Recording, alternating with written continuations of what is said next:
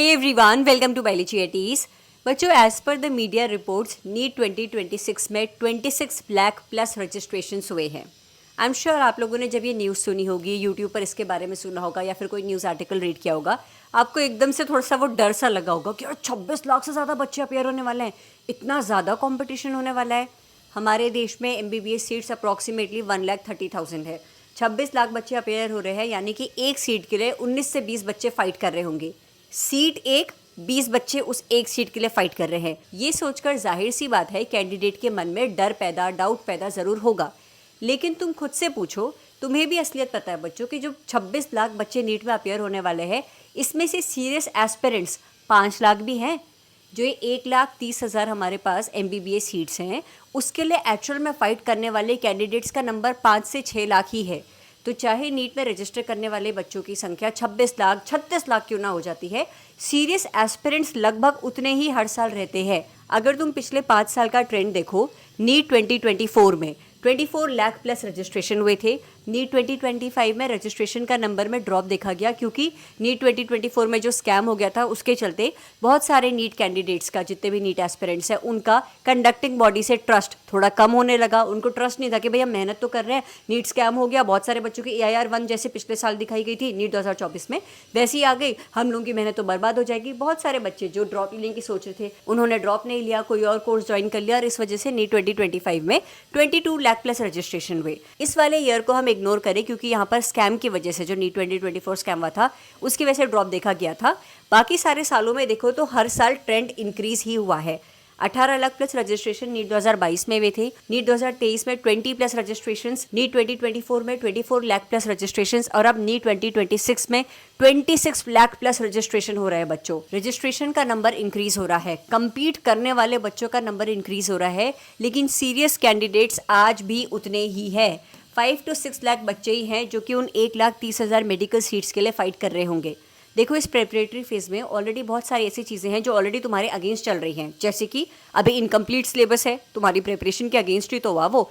बहुत सारे बच्चों का सिलेबस कंप्लीट हो गया है, लेकिन रिवीजन इनकम्प्लीट रह रखा है। सिलेबस हो गया, रिवीजन हो गया, लेकिन अभी तक एक भी मॉक टेस्ट नहीं दिया। वो चीज़ ऑलरेडी तुम्हारे लिए बर्डन का काम कर रही है। बहुत बच्चों का सब कुछ कंप्लीट हो चुका है, लेकिन सेल्फ डाउट आ रहा है, कॉन्फिडेंस बिल्ड नहीं हो पा रहा है, जिसकी वजह से मॉक टेस्ट में अच्छा स्कोर नहीं आ पा रहा है। ऑलरेडी बहुत सारी ऐसी चीज़ें हैं जिससे तुम इस प्रेपरेटरी फेज में फाइट कर रहे हो, लेकिन वो चीज़ें हैं जो तुम्हारे कंट्रोल में है। सिलेबस कंप्लीट नहीं हुआ है, पढ़ोगे तो कंप्लीट हो जाएगा। रिवीजन नहीं हुआ है, टाइम से स्ट्रैटेजी बनाते हुए रिवाइज करने की ट्राई करोगे तो रिवीजन भी हो जाएगा। मॉक टेस्ट अभी नहीं दिए हैं, डिसिप्लिन में रहते हुए प्रिपरेशन करोगे तो मॉक टेस्ट भी दे पाओगे। कॉन्फिडेंस बिल्ड नहीं हो पा रहा है, पॉजिटिव सेल्फ टॉक, अफर्मेशंस पर काम करोगे। जहाँ जहाँ गलतियाँ हो रही हैं उन पर वर्क करना शुरू करोगे तो कॉन्फिडेंस भी बिल्ड हो जाएगा। एट प्रेजेंट जो तुम्हारी प्रिपरेशन से रिलेटेड तुम्हें चीज़ें अपने अगेंस्ट दिख रही है, जो कि तुम्हारे कंट्रोल में है, उन पर तुम वर्क कर सकते हो। लेकिन ये सोचना कि इस साल 26 लाख से ज़्यादा रजिस्ट्रेशन हो रहे हैं, इसको लेकर टेंशन लेना, ये तो बहुत इररिलेवेंट चीज़ है बच्चों। जो चीज़ तुम्हारे कंट्रोल में ही नहीं है, उसके बारे में सोचकर क्यों वक्त ज़ाया करना, क्यों अपने आप को और प्रेशर में डालना, बर्डन में डालना। चाहे नंबर ऑफ रजिस्ट्रेशन 26 लाख जाए या 36 लाख जाए, तुम ये देखो कि स्ट्रॉन्ग सीरियस कंपटीशन अभी भी इस वाले बच्चों के बीच में है, 5 to 6 लाख बच्चों के बीच में है। तुम खुद से पूछो, क्या तुम्हारी तैयारी इतनी स्ट्रॉन्ग चल रही है कि इस 26 लाख की भीड़ में से 5 से 6 लाख वाली लिस्ट में तुम आ रहे हो? और इस 5 से 6 लाख में भी वो क्रीम टॉप लेयर पर जो है 1,30,000 सीट्स हैं, तो उसमें भी 2 लाख वाली जो क्रीम लेयर है, जो सच में बहुत अच्छे से स्ट्रांगली प्रिपरेशन कर रहे होंगे, क्या तुम वहाँ पर हो?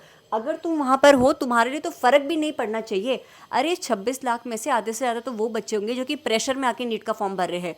फैमिली प्रेशर है, पीयर प्रेशर है, फोमो में आके नीट का फॉर्म भर रहे हैं कि भाई बायो ली है, नीट का फॉर्म नहीं भरा तो यार सब लोग कहेंगे अरे तूने नीट नहीं भरा, बायो लेने का तेरा क्या फ़ायदा। इस चक्कर में आधे से ज़्यादा बच्चे फॉर्म भर रहे हैं।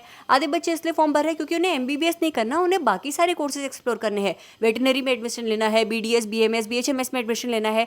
आधे बच्चे ऐसे भी हैं जिन्होंने नीट का फॉर्म भर तो लिया, लेकिन उनका ध्यान, उनकी प्रायोरिटी बाकी सारे बैकअप प्लान्स पर है। उन्हें एलाइड हेल्थ साइंसेज, जिन्हें कि हम पैरामेडिकल कोर्सेज कहते हैं, उनमें इंटरेस्ट है। बहुत सारे बच्चों ने CUET का भी फॉर्म भरा हुआ है और ये सोचा हुआ है कि नीट में अच्छा स्कोर आया तो आया, वरना CUET तो मेरे लिए स्ट्रॉन्गेस्ट बैकअप है ही, मैं तो BSc करूंगा।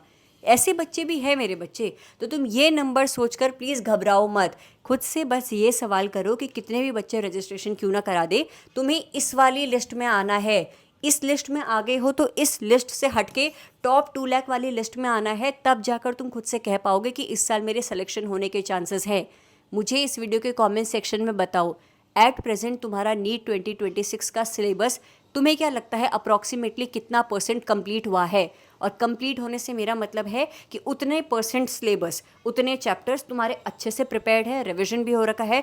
वहाँ से अगर मैं कुछ भी क्वेश्चन पूछूँ तो तुम इतना कॉन्फिडेंट हो कि तुम आंसर दे पाओगे। Mention that percentage in the comment section of this video. तुम्हें आईना दिख जाएगा कि तुम्हारे लिए ये नंबर मैटर करता भी है या फिर नहीं, कि तुम इस लिस्ट में या फिर इस लिस्ट में आ भी रहे हो या फिर नहीं। तुम्हारे नीट बायोलॉजी की प्रिपरेशन को सुपर स्ट्रॉन्ग करने के लिए मेरे चैनल के प्लेलिस्ट सेक्शन में जाना बच्चों। मैंने तुम्हारे लिए बायोलॉजी की चैप्टर वाइज प्लेलिस्ट अपलोड करी हुई है।